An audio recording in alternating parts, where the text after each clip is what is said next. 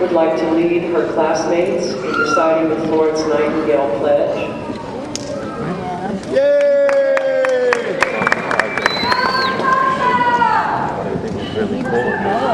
Good afternoon, faculty, family, and friends. Now, on to our pledge. I solemnly pledge myself before God and in the presence of this assembly to pass my life in purity and to practice my profession faithfully. I will abstain from whatever is deleterious and mischievous and will not take or knowingly administer any harmful drugs. I will do all in my power to maintain and elevate the standards of my profession, and will hold in confidence all personal matters committed to my keeping and all family affairs coming to my knowledge and to the practice of my calling.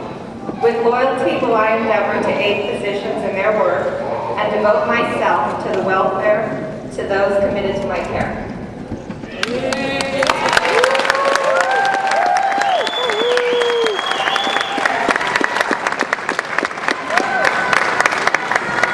That concludes our ceremony for pinning of the Spring 2009 Associate Degree Nursing Program. We thank you all for coming, and congratulations to all of you.